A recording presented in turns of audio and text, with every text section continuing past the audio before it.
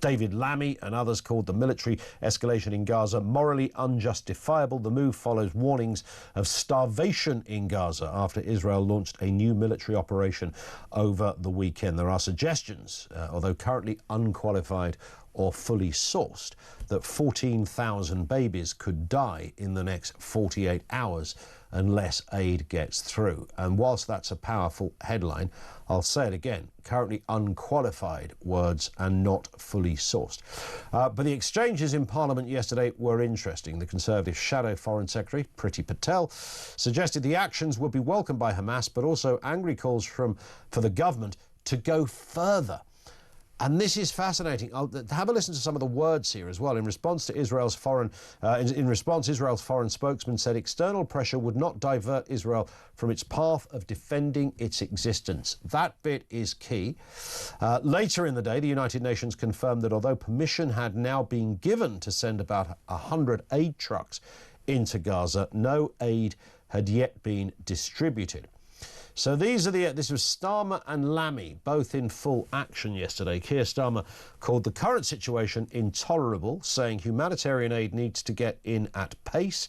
In the House of Commons, there were shouts of shame from MPs as David Lammy set out how an Israeli minister had said their latest operations would be cleansing Gaza, destroying what's left and relocating Palestinians to third countries. Well, this government knows all about third countries.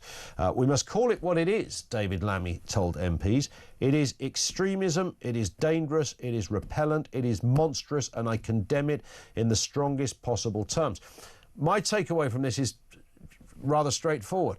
I've never seen David Lammy so on fire and animated and passionate about something, because that is what he really believes. His politics and the politics of half the front bench, if not most of the front bench, exactly is this. They don't like Israel. They've never much liked Israel. They don't stand squarely with Israel. They said it all in opposition. They gave it Billy Big Potatoes every time something like this came. We stand shoulder to shoulder with Israel. This should not be tolerated. They've been invaded. We will make sure we provide every mechanism there is possible in order to help them out on this particular. But actually, and it always looked a bit odd when you had Keir Starmer kind of going further than Rishi Sunak back then.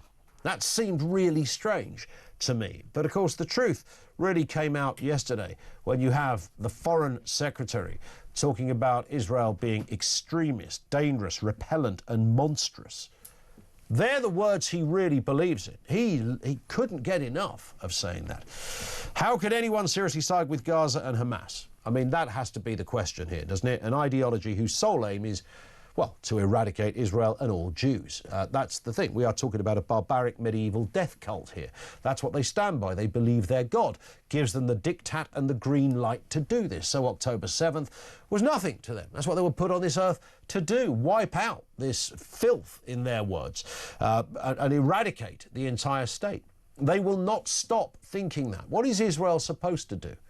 What is Israel? It's the only country in the Middle East that is democratic, a full ally of us, or it was until Lammy opened his gob yesterday. Who knows where it goes next?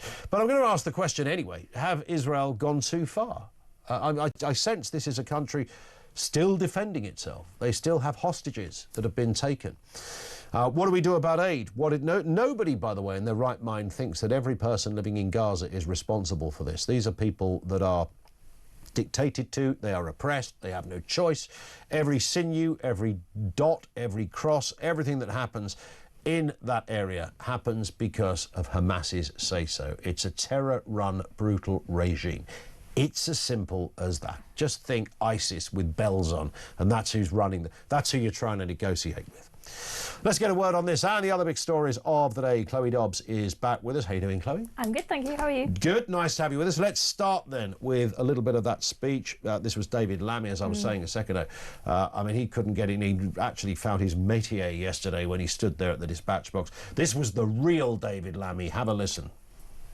Netanyahu's government is planning to drive Gazans from their homes into a corner of the Strip to the south and permit them a fraction of the aid that they need. Yesterday, Minister Smodrick even spoke of Israeli forces cleansing Gaza.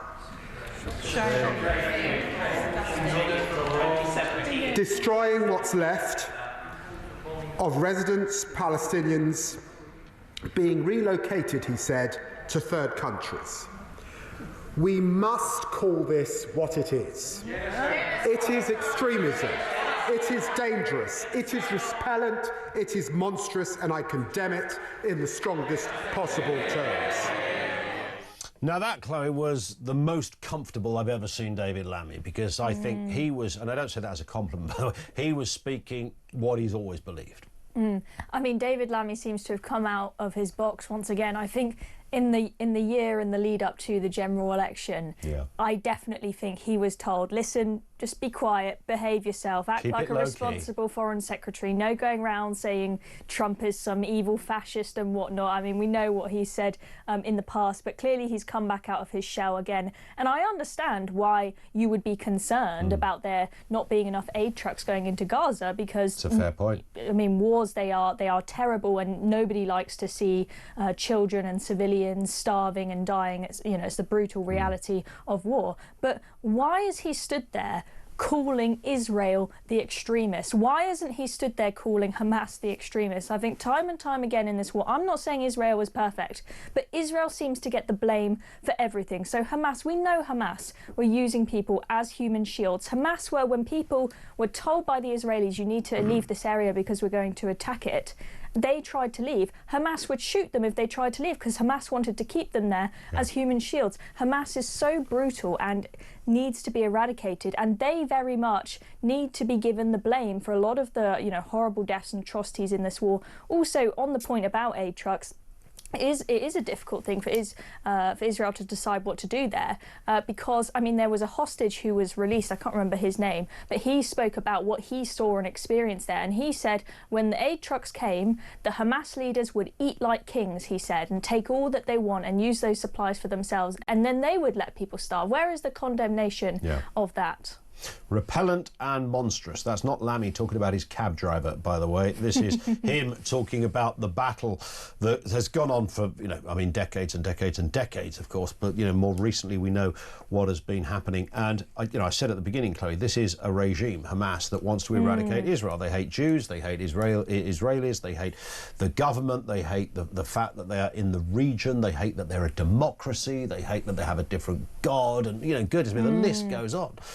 They will not tolerate it, and, you know, whatever happens here, they will continue in this vein forever. Yeah, Hamas are very clear what their mission is. Their mission is to eradicate Israel. I mean, you were right to describe them as ISIS with bells. Hamas, let's be clear, they are worse than ISIS. The fact that we've currently got a legal case being brought against the Home Office by them to try and be taken off the prescribed terror list is completely insane. There was an interview with the ex-mayor of Gaza before Israel left Gaza in 2005, and he said, you know, let's be clear, Hamas make ISIS look like lovely people. ISIS are evil and did horrendous things, but they never did things like cook a baby in an oven, or, you know, rape people after they've, you know, killed them, and then, you know, shoot a woman in her parts. I mean, it is absolutely disgusting. And people, you know, all these people that say free Palestine, okay, if you want to free Palestine from oppression, you should be wanting to free them from Hamas.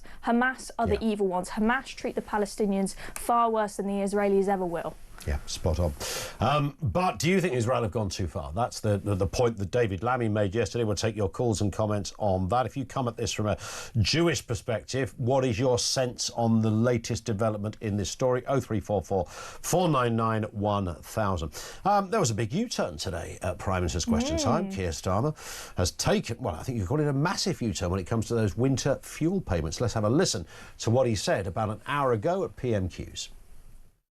As the economy improves, we want to make sure people feel those improvements in their days as their lives go forward. And that is why we want to ensure that as we go forward, more pensioners are eligible for winter fuel payments. As you would expect, Mr. Speaker, we will only make decisions we can afford. That is why we will look at that as part of a fiscal event.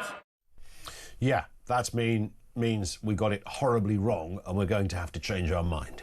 Yeah, well, Keir Flip-Flop Starmer living up to his nickname, but actually flip-flopping in the right direction for once. So on the one hand, this is embarrassing for him to admit that he has made a mistake, but I think, you know, the pressure really has been increasing on him to change this. I think that the tipping point on this very much was the local elections and that Runcorn by-election, because people in the grassroots of the party who were knocking on doors, trying to drum up support, were just hearing on the doorstep, you know, apparently in Runcorn especially, this was just coming up time and time again.